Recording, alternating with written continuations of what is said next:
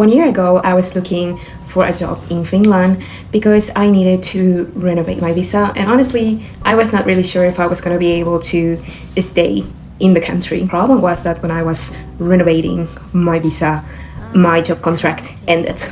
And I had just recently graduated, so I didn't have any reasons to stay in the country anymore. So if you're still looking for a job and are dependent on a visa, these are some options that you may want to consider.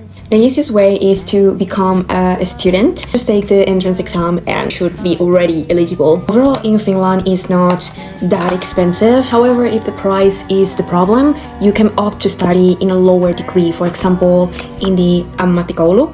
And if you don't have such a high level of Finnish, there are certain degrees in which you can study, for example, with a level of A2, other levels have B1, so you can study for free in here because it's in Finnish. And I know that this doesn't solve the problem, but at least it saves you some time. And while you're doing your studies, you are able to work at least 30 hours a week.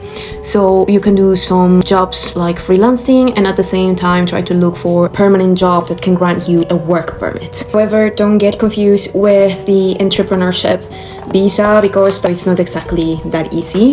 If you don't manage to find a job or renovate a visa, it's okay. I know the feeling because honestly I didn't want to move out. I don't think it's anything such a failure.